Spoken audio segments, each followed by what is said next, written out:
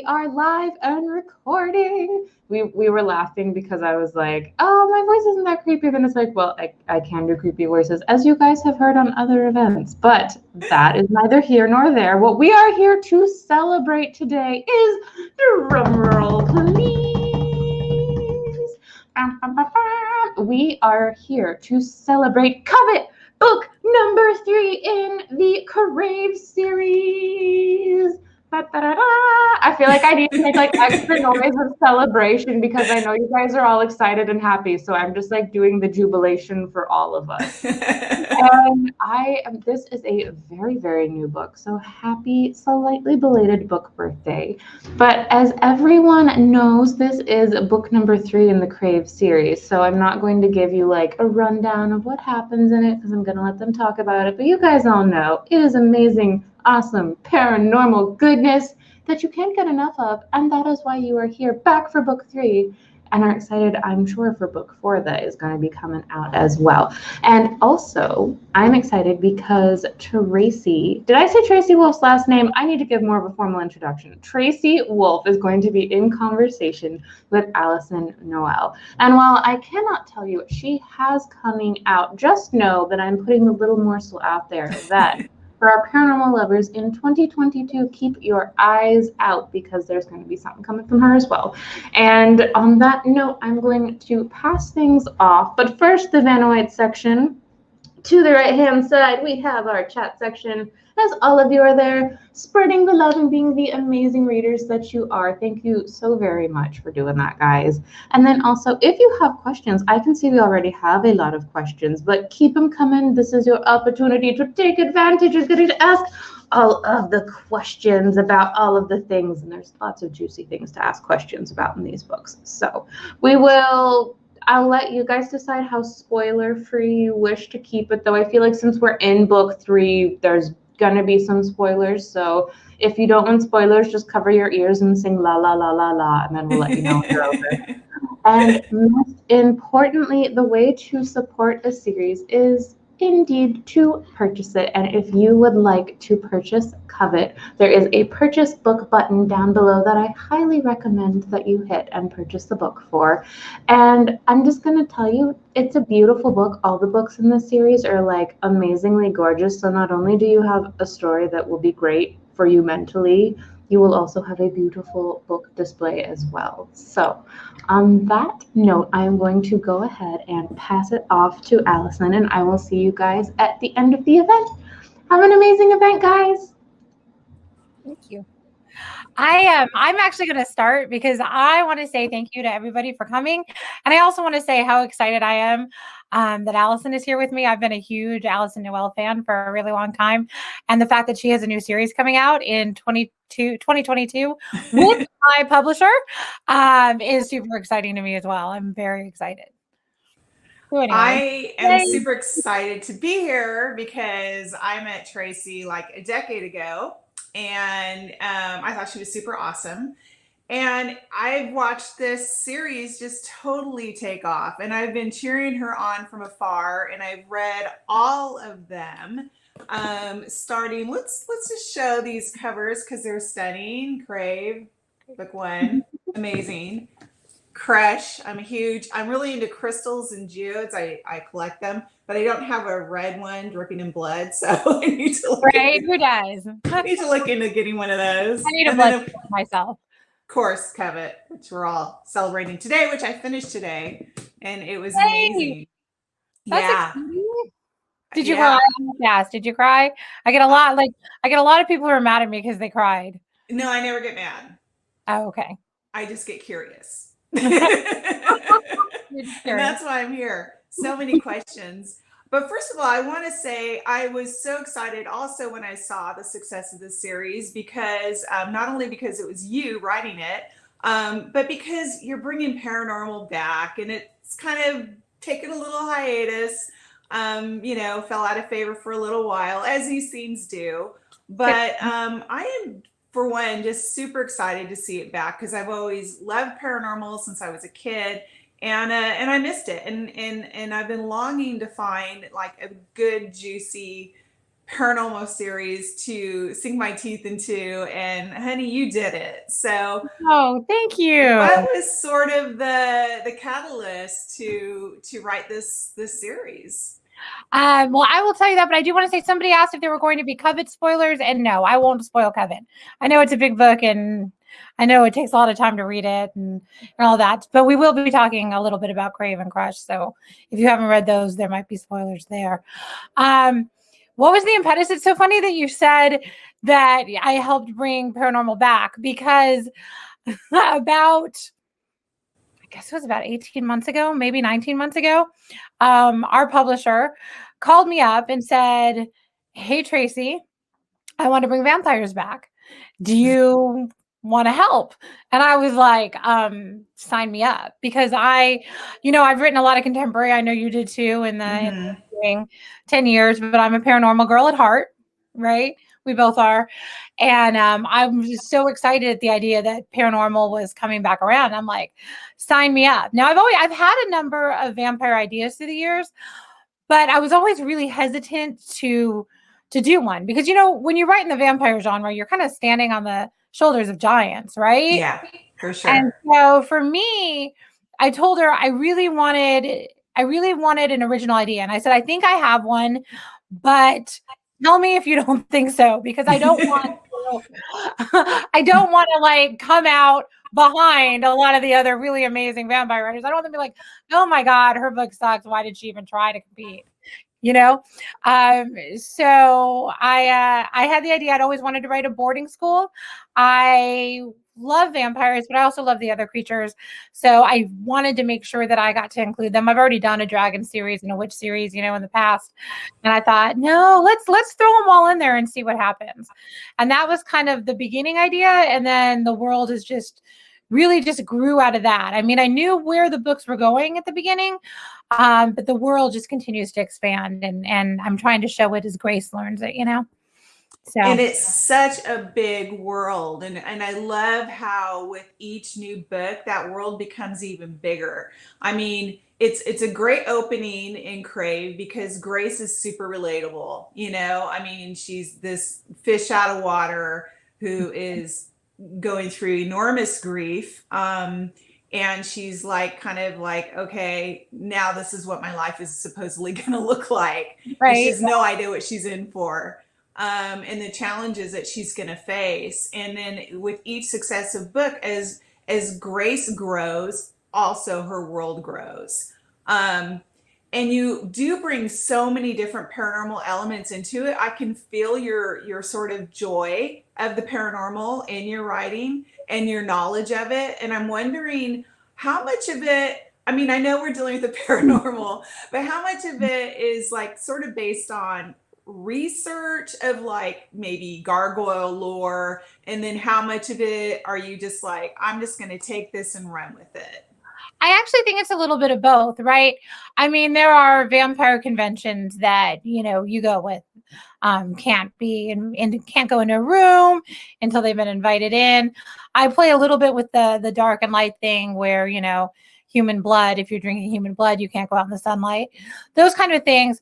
But when it came to gargoyles, it turns out there's nowhere near as much on gargoyles, right, as there are on vampires, which has actually been really fun for me, because I mean, I'm a research girl. I love to research. I can get lost in research for way too long. And so when I was doing it, you go through all the stories of like gargoyles being actual water spouts and protectors and all of these things and what they were there for. And so her ability to like channel water came specifically from the fact that like gargoyles were water spouts, and so I really get to, it's kind of like having the best of both worlds, because I get to play in the vampire lore and have this big, long tradition to work with, but then I get to also really kind of invent some stuff with the gargoyle, and that's a lot of fun. So yeah, I get to do both. Yeah, I have gargoyles. Actually, it's pretty brief, but it's in a middle grade book that I have coming out also in 2022. Oh, wow. So, yeah, but I was reading yours and I was like, oh, she got it right. Not that I know about gargoyles, But what I had studied about gargoyles, just for this really small part of my book, it's not a big theme in it at all. You know, it was just kind of fun to see you take that and then just sort of take off with it. Yeah. And I was just shocked when I got to that part because it's not something we see very often. And I just thought, I love when a writer can surprise me. You know, I'm sure as a writer, you know how hard it is to surprise a writer. Like you're watching TV and you can see the beats and you know what's coming. Does your family hate watching movies with you? My family hates watching movies. Yeah, because you know what's going to happen. Well, this has to happen because this is going to happen. This is going to happen. Right. And this has to happen. And when they surprise you, you're just, I mean, it's such a delight. You know, you're in good hands. You know, thank you so much. That means the world to me, especially coming from you. I really appreciate that. And I was about the world, all the comments about the world building. Thank you so much. I've had so much fun building the world, and I'm so glad that you guys are liking it and enjoying the world that I've built because it's a lot of fun to play in. People are crying during the prologue, so yeah, I love that, Brittany. So yeah, you're making them cry just from the start. Sorry. You're bringing out the big emotions. If it helps, I cried, and it took me longer to write it. I cried through the whole last quarter of the book, like all the time. And that's what I wanted to ask you too. Like, how involved are you in the book when you're writing the book? Are you one of the writers that you're the character as you're writing Grace, or are you like the director who's kind of a little bit removed, putting Grace in these different situations? I don't think that I'm Grace. I mean, not that you are Grace, but do you inhabit Grace? I don't even know that I become Grace, but I do love all the characters that I've created. I mean, ensemble casts are my favorite thing to write. I think it's one of the reasons I love Paranormal is you really get to do that. And I just love putting together an ensemble cast. And so I get deeply invested in these characters. So yeah, by the time I get around to putting them in these situations, and some of which have been, building since book one, right? As you can here of Covet, I was really emotional. I have a really funny story that I tell about how, and usually it's unusual for me. I guess I am more of a director because I don't usually cry like that writing a book. It's very rare to me. I think, actually, I think it was Ethan Frost, which was my first New York Times bestseller, where I cried, and maybe that's a sign. Yeah. You need to start crying in all your books. I need to start crying in all of them. But I was writing a really difficult part of Covet, and I'm sitting on my bed and I'm just crying. And my middle son, who is my joker, peacemaker, clown, of the three boys, came in and he was like, "Mom, what's wrong?" And he was just horrified because I'm not a crier. And he was like, and I was like, "Oh, it's just, the book and whatever." And so anyway, he sticks around and he cheers me up and all is good. And he goes to leave. And the way I get back into writing is, I don't know how you do it, but I read like the last 3 paragraphs that I've written. Same thing. In my mind, right? Yeah. In the world. So I read them and I'm like on the second sentence and I start to cry and I go, and he turns around and he's like, "Are you kidding me? What are you doing? Just stop doing it then. Just don't do it to them." He stormed out of the room. He's like, "I'm done with you." So yeah, I was really emotional, I guess, writing this book because there was a lot that happened to these characters that I love and that I've nurtured, and life is hard sometimes. Yeah, it is. And especially how is it sort of writing all of this during this pandemic and lockdown? Did you find that? And okay, I'll start this way. Initially, I found it like I was a little paralyzed at the beginning of all this. My creativity was fried and all that. But then I thought, you know what? I have the time now. Not that I didn't really have the time before, but I just felt like I really had this space that wasn't very full, and if I needed to try to use it in a productive way. And it also provided, as I started writing this paranormal series that's coming out in 2022, as I started writing it, it provided this amazing escape I could go to every day. It's like I may be stuck indoors and there may be a lot of pain and sadness surrounding me in the world outside, but here's a world that I can create and control. And I just really looked forward to sitting down every day and entering this world of my making. But everyone's handling it differently. How was that experience for you? I think for me, it was very much the same, right? I think actually we've been, my mother has COPD, and so we've been very sequestered for most of it. Yeah. Because so worried that, something would, one of us would get sick and then she would die. And so we've been very, very careful all the way through. So I did feel very isolated through most of this. And I'm one of those rarities. I'm a really extroverted writer. So I miss people. I miss people a lot. It's one of the reasons I'm so excited that I have, fans to interact with and that we can do this and I can talk to, another writer. But I think that a lot of the tension of the pandemic actually found its way into the books in its own way. You know what I mean? Like It was a world that I could escape to and that I could build and create. But at the same time, the worries that I was facing every day, in the pandemic and that we were facing as a country for so long, I think I think they definitely leaked into the book. And I think that, I don't know, I feel like, or, my agent tells me she really feels like it gives it this like added tension. And I think that's one of the things that's great about paranormal, right?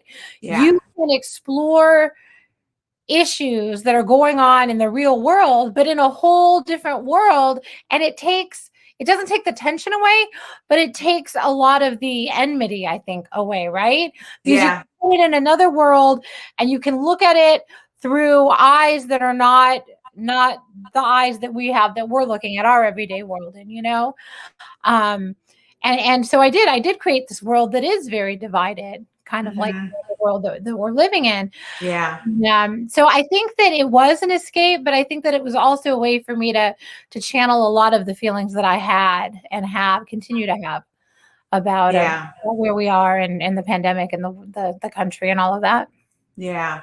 I was reading somewhere, like sort of at the start of all this, where people were talking about the idea of pandemic books, and somebody was saying nobody wants to read a book about the pandemic. I thought, well, maybe not directly, but every book written during this time, it's going to be in there because it's inside the writer. Whatever their experience with it is somehow going to find its way into the book. I find writing sort of a way to answer questions for myself and discover like what I believe about a thing. I sort of approach a book with a question sometimes. Is that kind of how you do it, or do you go in there more of like a determine this is what I'm going to say from the start? I think you have to start at I think for me, not everybody, obviously, I think I have to start with a question because that's what keeps me writing. I want to get to the answer, right? I want to know what happens. I want to know. And I'm not a pantster. I'm not. I always wanted to be. I always thought that was such a great thing, right? I'm not either. So awesome. I just sit down and I write. I mean, right? Who doesn't want that? I am more of a plot stirrer. I guess I like to know, I have my arc, I know where I'm going, and then I surprise myself with like what happens in the scenes. Like, right, like I have a pretty good idea that we're gonna hit these 5 scenes. Sometimes it may be 4, sometimes it may be 6. But what actually happens in them, I'm not so sure. But I do start with a question. I start with character. Actually, I always do. Yeah. I know a lot of people and most of my brainstorming group, in fact, they're very conflict driven, which I know you have to have a strong conflict or you can't have a book. I understand that, but this is literally how it goes. So who is she? And then my friend is like, what is she doing? And I'm like, who is she?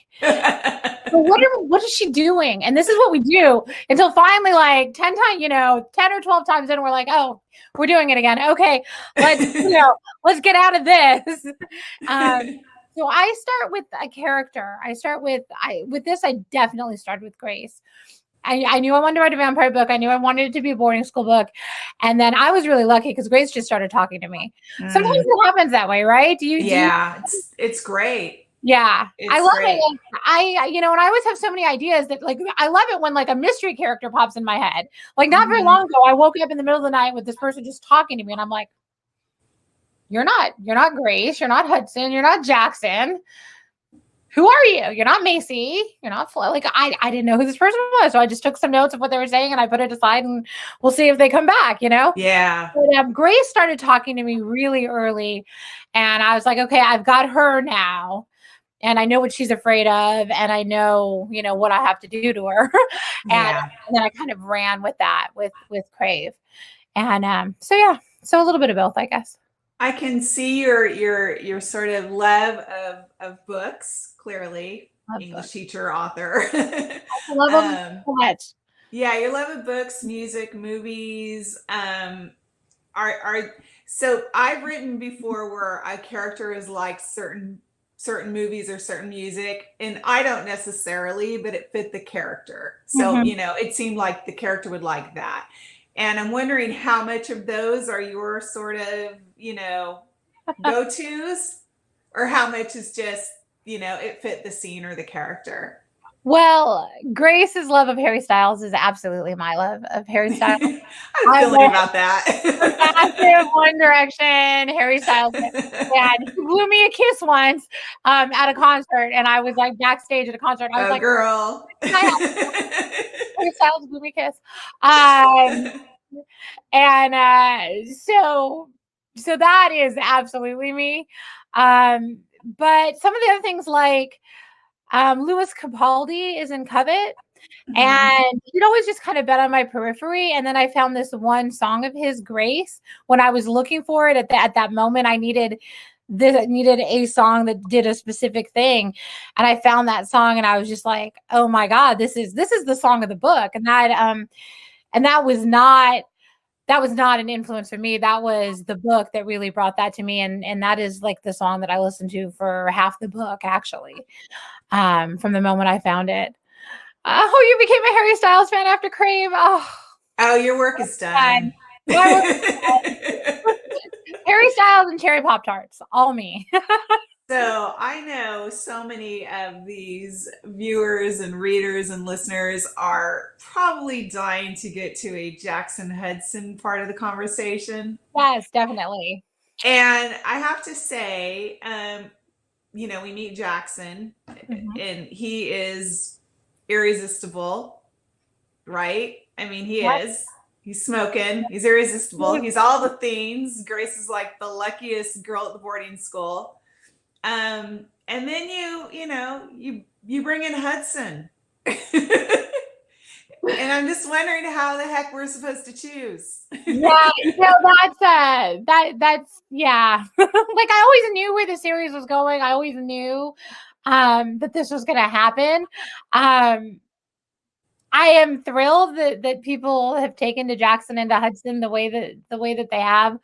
Hudson, he did not come to me fully formed the way that Jackson and Grace kind of were there for me from the beginning. Jackson changed a little bit because I wanted him a little more vulnerable on the inside, I think, than I had originally anticipated. But he came to me really, really well formed. One of those ones, again, talking to me. Hudson, I wasn't sure. Like I knew where I wanted the book to go, but I was not sure who Hudson was until the first time I sat and wrote him, actually. And I did not try to write him. I just wrote the story until he needed to appear. And then he opens his mouth in those ice caves. And I was like, oh, well, there you are. Oh. Well, hello. Okay. Yeah. And so I literally picked up my phone and I texted our editor, Liz, and my agent. I was like, oh, you're going to be happy. Hudson has shown up and yes. And she's like, send me the pages now. I want to meet him. And she read them and she fell for him like right off the bat. So I was like, okay, that's a relief. Like I thought maybe it was just me that had fallen. Like from the minute he opened his mouth, I was like, oh, I like you.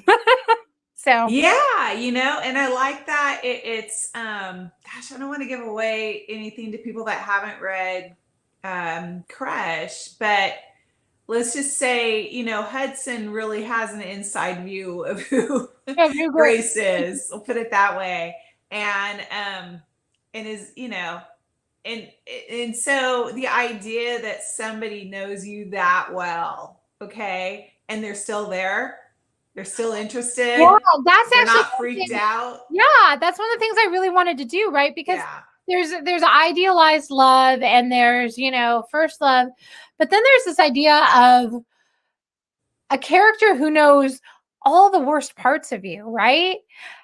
And who loves you anyway, who, you can be completely yourself with. You can't be anything but yourself with because he's living in your head, Yeah. And spoiler from Crush, but you did it, not me. I did it, not you. But yeah, I wanted to explore that because what does that love look like? You know what I mean? And how do you move? How do you go back, or you know what I mean? How do you see anything else? Yeah. So yeah, I wanted to really explore that. I wanted to explore, obviously, I mean, first love is super important, and Jackson is amazing, but I think it's also the idea of, and this is something that we're continuing to explore through Covet and into Court, right? Which guy is best for Grace? Yeah. It's not just who does she bring out the best in, but like who brings out the best in her? Who lets her be herself and expects her to be all of these things, And I think that I really wanted to explore that because I think so many times young girls, I know I did, I fell for the boy who liked me. I fell for the boy who asked me out. I fell for the boy who, whatever. But what about like making a choice when it comes down to it that's best for you? And I think girls need to know that's important, that they can't just be with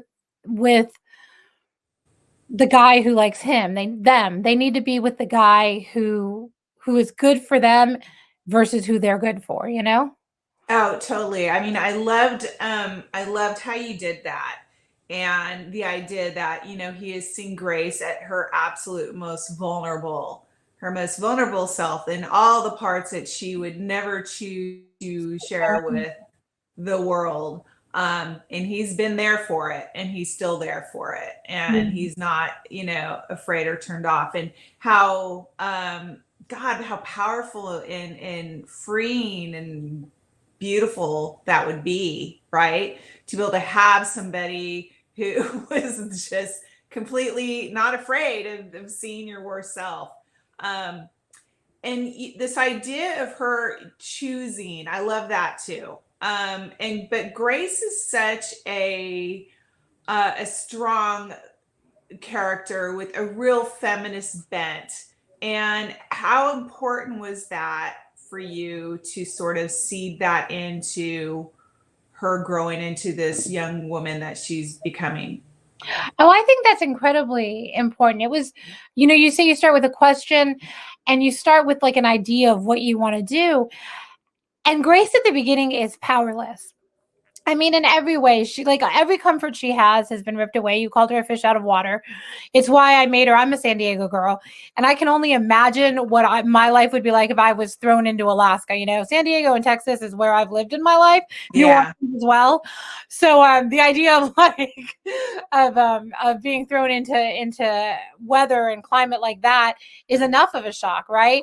And then I took her parents away from her because I didn't want her to have that comfort or that thing to fall back on. So she gets to this school deeply human and finds out she's in this paranormal world feeling the most powerless she's ever been, because I wanted everybody to understand that it's very often in those moments that we find our power, and we may not be kick-ass gargoyles, right? Pity. But I know that I've gone through some really rough times in my life, and I know that very often I felt like ill-equipped to deal with everything that was coming at me. And somehow it was in those moments that I really found out who I was and what I was made of. And I wanted that for Grace, and I wanted that for the girls who read Grace and read this series, to understand that even though they don't feel powerful, maybe, that the power is there within them, and they just have to trust themselves. And they'll get, and they'll get there. They'll get whatever it is they want and whatever it is they need. But they just have to, when it all comes down to it, trust themselves and trust in who they are and what they know is right. Yeah, I love that. I mean, that's kind of a recurring theme in my books. I notice there tends to be a recurring overall theme in a lot of my books in my writing. And I can't say I set out to do that, but it's always that message of like, you are good enough. You are enough. You are more powerful than you think. Do you have that sort of recurring theme too, do you think? Or do you each books, I mean, when you look back on your 65 books, oh my God, it's like a staggering number of characters and worlds and stories. I can't even imagine. Yeah, but, I do actually, and I think it's the English professor in me that like recognized it first. I think I was teaching a class on the different elements of fiction and how to work them all together around like central idea or main theme, right? And I realized, and this was I was maybe 10 or 15 books in at that point, and I realized that everything that I write has to do with control and power. And I think it does come from the fact that there were periods in my life, because of things that I was going through, where I have felt powerless and I have felt out of control. And it seems that every book I write in one way or another hinges on that. I think this series maybe most clearly on a YA front. But yeah, that's my big theme is claiming your power and finding control of your life when your life seems out of control. I love that. And it's working because we had written here in the comments, Tracy has raised my standards so high. And I mean, what better gift, right? Seriously. Yeah, I have the most amazing fans. I say it all the time. I mean, they are so supportive and incredible and lovely. And I could not feel luckier or more humbled by their support. Like it just means the world to me. I don't even know what to say. I get all tongue-tied when I try to say thank you. I get that. And you're creating great worlds for them as well, and a great message. And I have so many more questions, but so do they. So let's get to them. Let's get to some of theirs. Because I am going to say, somebody had made a comment about the banter, and I just have to say, that's my favorite part. It's one of the great joys of ensemble casts, right? Is you get to create this group of characters as they get to know each other and trust each other and sacrifice for each other, right? You get to do all the banter, because you know what? They know each other better than anybody else, and they're not there to hurt, but they definitely know where to hit. You know what I mean? And so your dialogue is super fun. All the fun banter, and I have so much fun doing that. So I'm so I can tell. You guys like it. And the jokes, the corny jokes. That's where the corny jokes came from, and I'm like that too. Like Harry Styles and Cherry Pop Tarts. That's all me. I'm the one who, like, if you're having a bad day, I will just shower you with corny jokes. And my boys are always like, "God, Mom, why are you doing this to me?" And then like something bad happens, and they're like, "Where's the joke?" So yeah, that's me. Well, your top question here is, with 28 votes, so they're dying to know, will we get a full description of the months when Hudson and Grace were together? I am not supposed to. I'm just gonna do this.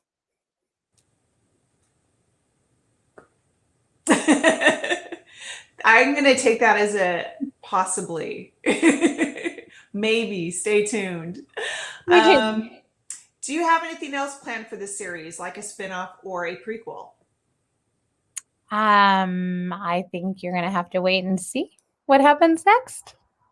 That sounds like a possibly. I think we're gonna have to wait and see what happens next.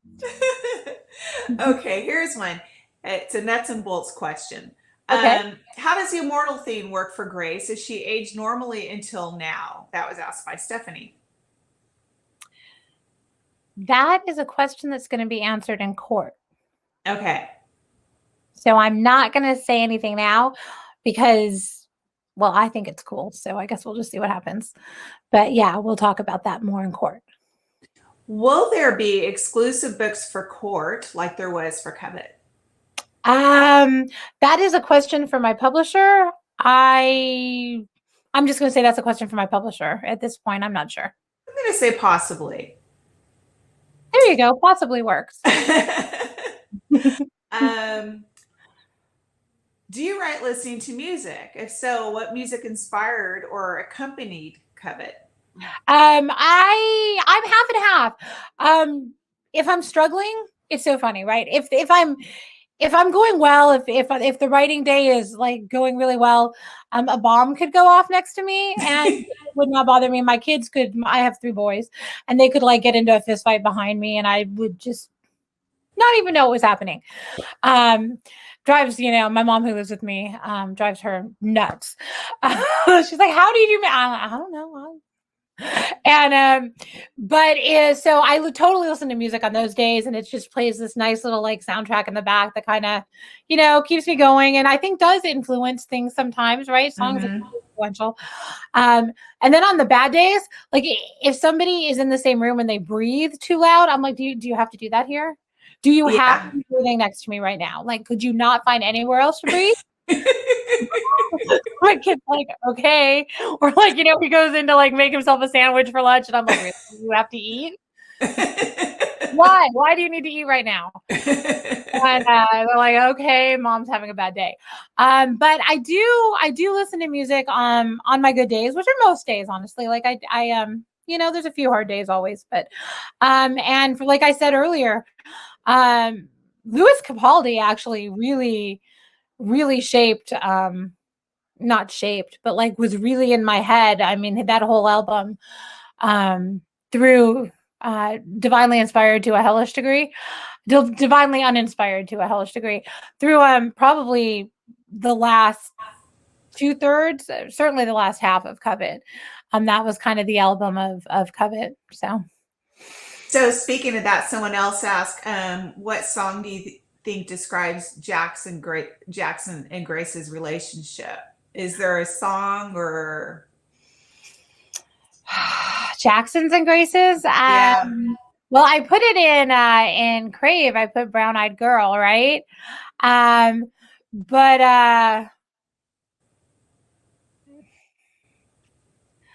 I would say my mind, like I can't think of the title right now, but it's like right there. It's a Niall Horan song, actually. Can I let it stew in the back of my head? It's a Niall Horan song. I know it. I can see the video, and I can't think of the name of the. We're going to get back to you on that. Yeah, like let's circle to it. It'll come to me. Circle like, back. In 5 minutes, I'll shout out the title, and you'll be like, oh, right, of course. Who's your favorite character overall in the series? Oh, that's an interesting question, because I really and then who's your favorite character in the series, and who's your favorite character in Covet? So it's a double head. Okay, I'm going to take Grace, Hudson, and Jackson out of the equation, because I think it's obvious that I adore them, right? And right. I love them, and I want all the wonderful things for them. But if we take those 3 characters out, I'm going to say Macy is my favorite. I love Macy so much. I just have so much fun writing her and seeing what she's getting into next, and what color her hair is going to be this book, and all of that. I just have so much fun with Macy. So she's my favorite for the series. My favorite. Who doesn't want her for a cousin or a friend? Right? Or, yeah. Well, that was like super important to me too, right? I really wanted, romance writing and YA writing has brought me the closest and most amazing friends of my life. These incredible, empowering female friendships that I have, and it wasn't really. I had my college roommate is my closest friend, and who I've had since I was 17 years old. But besides Jen, these friendships that I've gotten through YA writing and romance writing have been incredibly important to me. And I think that when they showed up in my life, I was like, there you are. That's what I've been missing all these years. You're you understand, right? Yeah, for sure. And I wanted that. I always want that for my characters, but I always want that for my female characters particularly. I want them to know what it's like to have this person that is so supportive and loves you so much and really does want what's best for you. Yeah. And I had and that's what Maisie came from, right? My favorite character in Covet. Okay, only spoiler, and I'm only going to say his name. My favorite character in Covet is Remy. I had actually Remy and Calder. I had a lot of fun writing the two of them. Yeah, I can see that. So much fun. Like my editor had to pull me back a little bit. Okay, let's pull Remy back just a little bit. I'm like, no, I love him so much. So I had a lot of fun with him and Calder, and my friends tell me that Calder's my inner Hudson. She's my inner voice. And I loved giving her the lines. I had so much fun. Oh, yay, you like them. Good. I'm so glad you like them. I had fun with them. I wasn't sure how people would respond to them, but I had fun. I just kind of let loose and let them do whatever they wanted to do. And they're outrageous and crazy and fun. And here's how did you pick the names for I'd like to know that. The names are great. And I'm really into names. I love naming characters. I collect names. I walked around with the name Ever forever until I finally found the right character for that. So how do you go about naming your characters? So like my main characters, right? You have to live with them for a while. You know what I mean? Grace, when I hit on Grace as her name, like she was talking to me before I knew what her name was. Yeah. I just knew that was right. And it was everything that I wanted for her in all the different meanings of the word grace. You know what I mean? Mm-hmm. Grace under pressure, like, and you see them in the chapter titles, they keep coming out, right? Amazing Grace. Oh, your chapter titles are great. Oh, thank you. They are. I know I have that written down in my notes, which I haven't even looked at because I'm just so busy gabbing. I'm like, notes. But your chapter titles are great. I love them. They have a lot of fun, and they're. How does that happen? How does that happen? Yeah. Some of them come really easy, like really fast. In one ear and out the other, which is one of my favorite ones from Covet situation it's in. Some come really fast, and then some are agonizing. Something I had said, and it was in one other interview, so I'll say it here as well. The actual hardest chapter title I had in Covet was Chapter 0, the prologue that made some people cry, and it was Life After Death. And like I had gone through probably 50 titles for that and none of them were right. And then one day I just hit on that. I'm like, that's exactly what it is, right? So, it plays on like the whole immortal thing, but also plays on how do you move on after something really terrible has happened, right?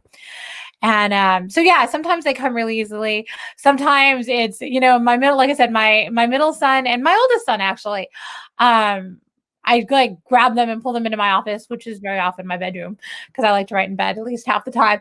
And I'm like, okay, help me out here. And my middle son's the one who came up with like Carpe Killem. That he just wrote, like my oldest had said Carpe Diem and Nor snorts and said my middle son snorts and said, don't you mean Carpe Killem? And I was like, I love you. That's like, it's great. A perfect title. And so it's a family affair, but but yeah, it's a lot of work to come up with those. I mean, you set yourself up now to. Well, I didn't realize we were going to be like high level. 100 and how many chapters in it? That was a lot of chapter titles. Oh my gosh! Right? You can't repeat. So I think I know the answer to this, but I'm going to ask it because readers always want to know this question. If the Crave series is to become a movie, please tell us that you're going to have a final say in casting. You're going to set the record straight. I will not have a final say in casting. That's okay. We were super thrilled to go with Universal. We love them a lot. They are super enthusiastic and wonderful about the books, and they've read all 3. I've been really lucky to I've been on several calls with the producer and now the scriptwriter. So we're definitely the movie is moving along. I mean, it's always like fingers and toes crossed and how's that going to go? But no, I trust them implicitly. I think they will make amazing decisions, and I can't wait to see I can't wait. Oh my God. Sign me up. I'm Grace. so I can't there. wait. Grace. I can't wait. I cannot wait to see this world come to life. What would be one of the most exciting parts of it for you? Like the theme in the world, you mean? Yeah. Well, I'm going to stay away from Covet. There's a lot in Covet that I would love to come to life. But I'd love to see, you know, the game chapters took it and did it. And the first time I saw the dragon tunnels underneath the school in Crave, my heart like stopped. I would love to see that. I would love to see Ludaris. You know, I'd love to see them play that game. I had a lot of fun, you know. I love the idea of that game. Well, it came from an article, so many things, right? Are you the same? Like you just kind of read something and it just kind of rattles around in your head sometimes for years. And then posted all over the place. Yeah. Right. Yeah. And so Ludaris came from an article I had read about the fact that if you go to the North Pole, this is like scientific physics, like stuff, that there are basically, if you hit the right spot in the North Pole at the right time of day, it basically opens a portal between the North Pole and the sun. I mean, and this is like advanced theoretical physics, not like that's amazing. Paranormal romance, you know? Yeah. Not that there's anything wrong with paranormal romance. I'm just saying, like, it's based in that.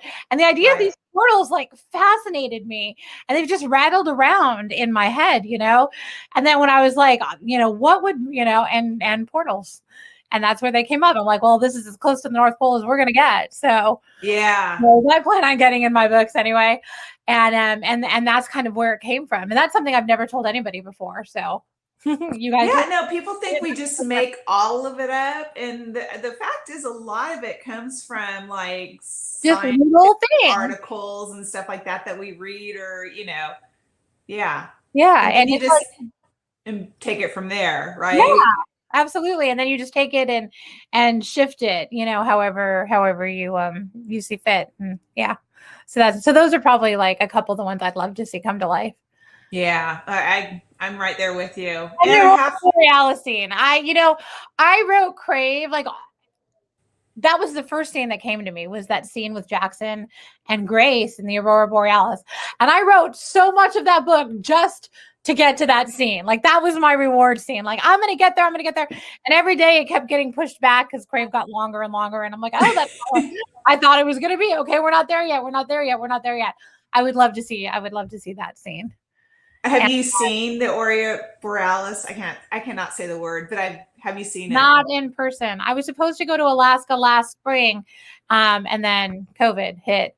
So I did not get to go. So I'm planning on going as soon as all of this, you know, we're all vaccinated and we can travel again and do that. But I've seen it. It's spectacular. I used to be a flight attendant, and before I was a writer, and I was flying to Sweden a lot in the winter, and this was pre 9/11, and the pilots would call us up into the cockpit and we could watch it from the cockpit window.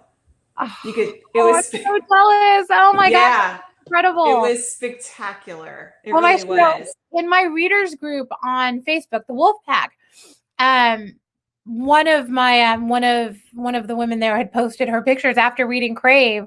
She and her significant other booked a trip to Alaska, and she put all of her pictures up. It was like the most incredible thing I had seen. I was just like, oh my gosh, it's so exciting and beautiful. And yes, someday. I didn't see it when I did go to Alaska. I didn't see it then. It was the wrong time of year, but it's definitely something you got to see. It's incredible, and that was such a romantic scene. So I had been there's a Hudson scene in Covet that I would love to see too, but I don't want to do any Hudson or any Covet spoilers, so I won't talk about that one. You're very good at writing the sort of romantic tension between two. That jumped out to me right away. You're really, really good at that, at writing that spark and that romantic tension between two characters. And when that first occurred in Crave, I was like, damn, I'm in really good hands here. Like, she is really, really good at this.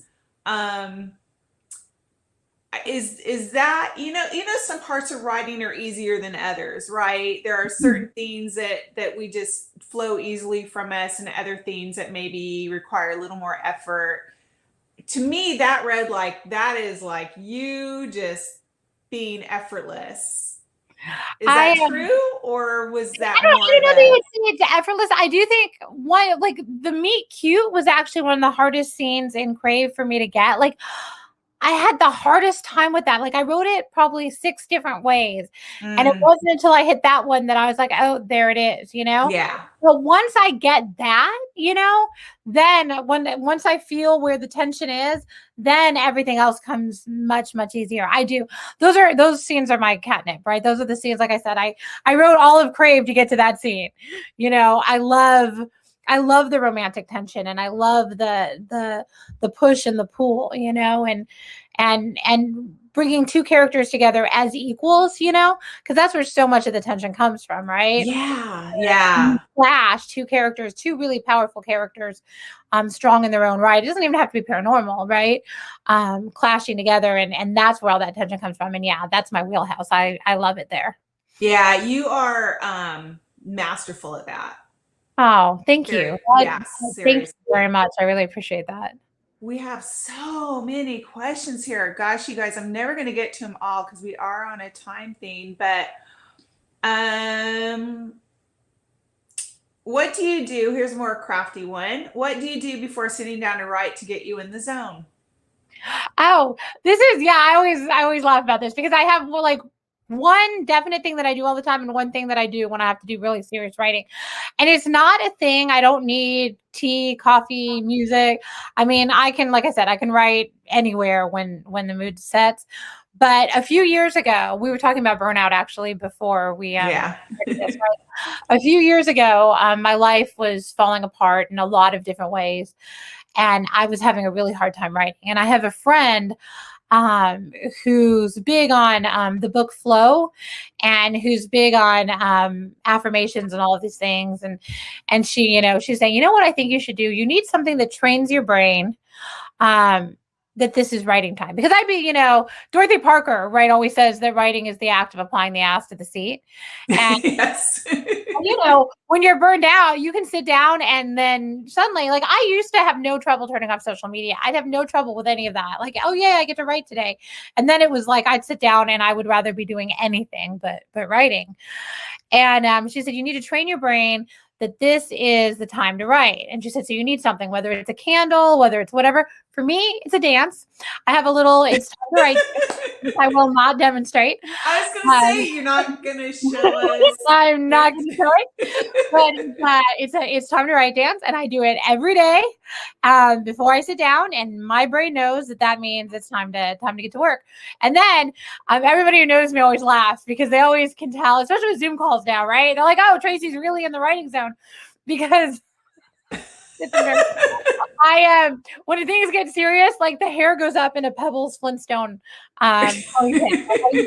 Right here, the hair just sticks straight up in the little Pebbles Flintstone ponytail. And they're like, my kids know, they see it and they like back away. Like, okay, we're not bothering mom right now. So it's a dance and a hairstyle. Yeah, it's very embarrassing. It used to be nobody got to see me in it, but now like somebody will call on Zoom and I'll forget and I'll answer and yeah, it's me. You're the only author I know that has a dance. I love it. I may have to adopt that. I don't know. I like it that. Works. I'm telling you, it works. Which is, I don't think it's a ritual or anything, but it's one time period. I was having a horrible time writing and I'd be like, okay, I'm going to sit down. I'm going to write 3,000 words. Well, that wasn't happening, obviously, because my brain was like, no, thank you.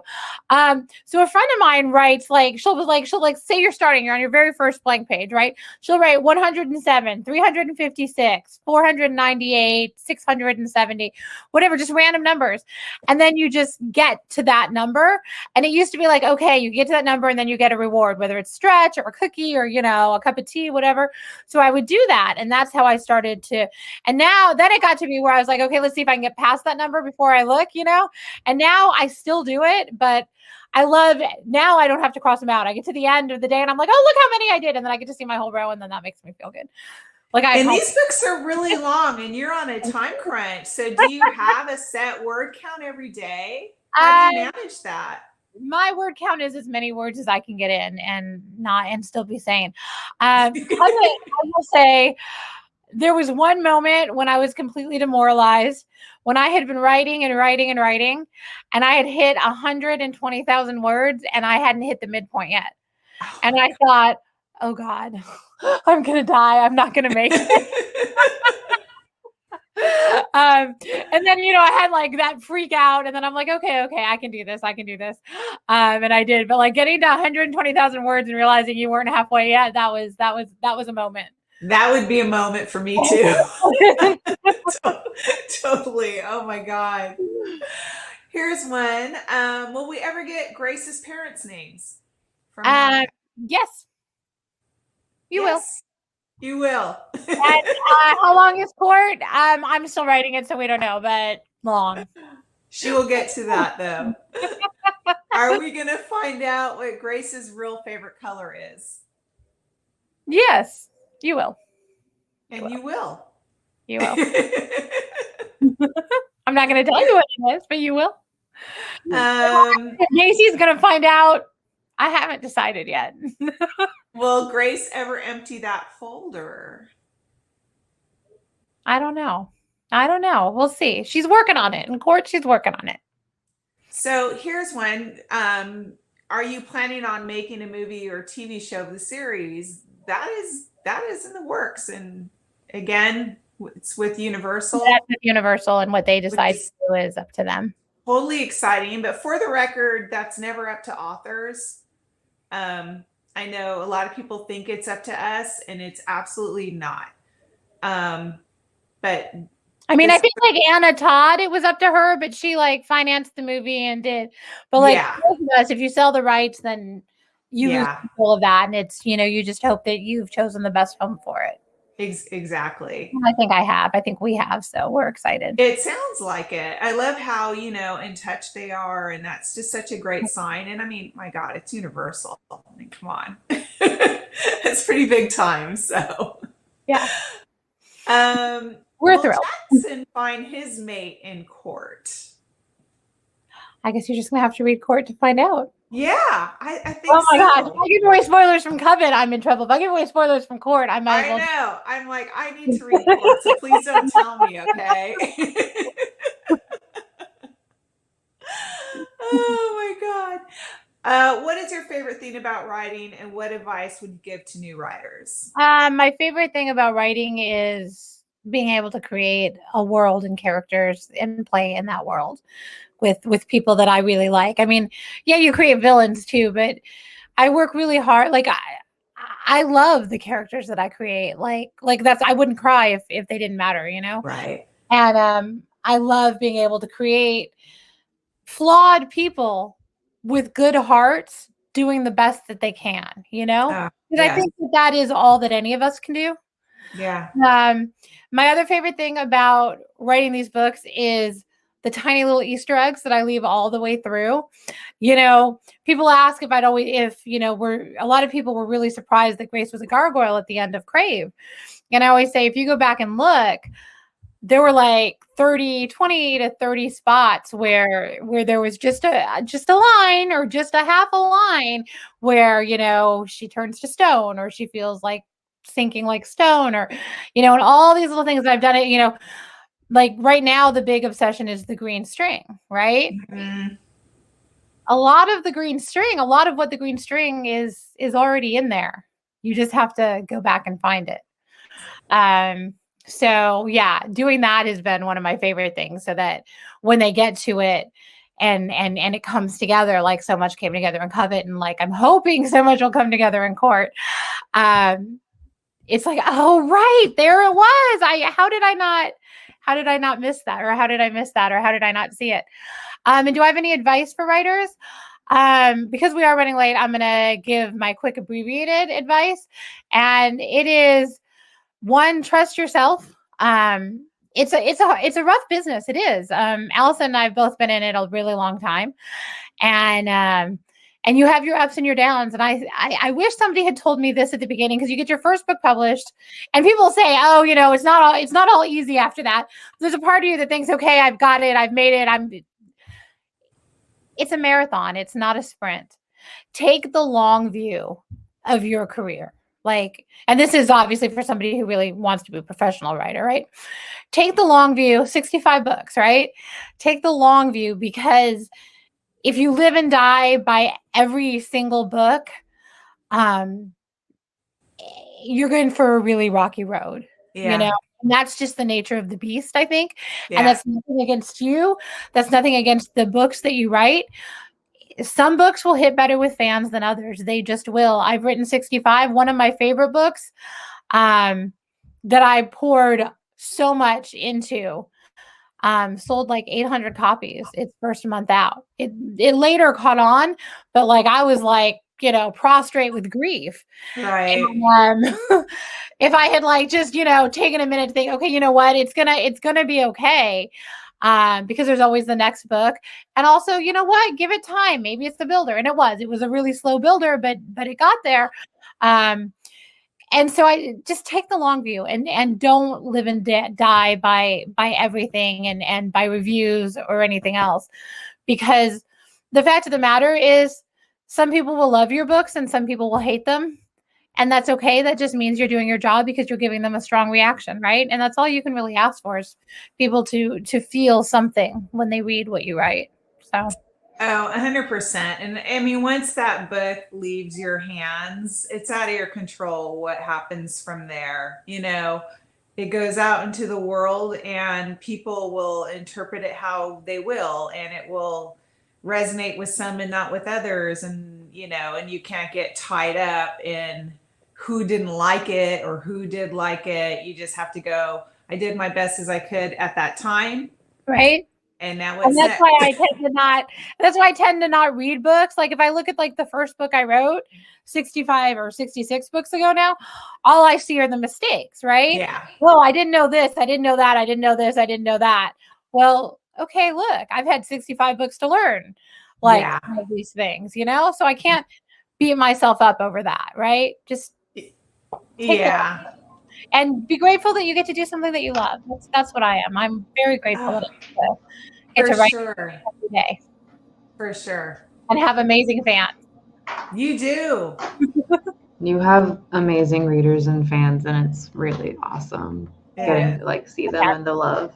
The chat has been an absolute joy to read throughout this like whole conversation. I know. I don't even want to come on. I'm like, it's at the hour mark. I have to come on and end the event, but I don't want to because this is an amazing conversation and there's so much awesomeness in the chats. But it unfortunately is at that hour mark, ladies and gentlemen, where I have to be the bad guy and end the event tonight.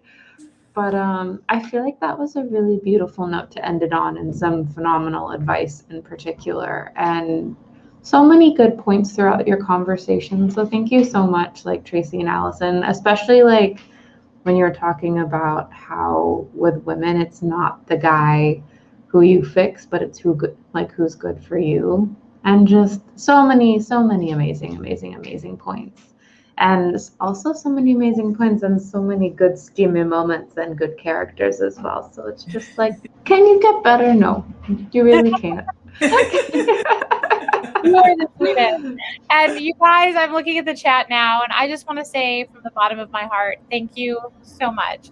Thank you for all your enthusiasm for this series. It means the world to me every day.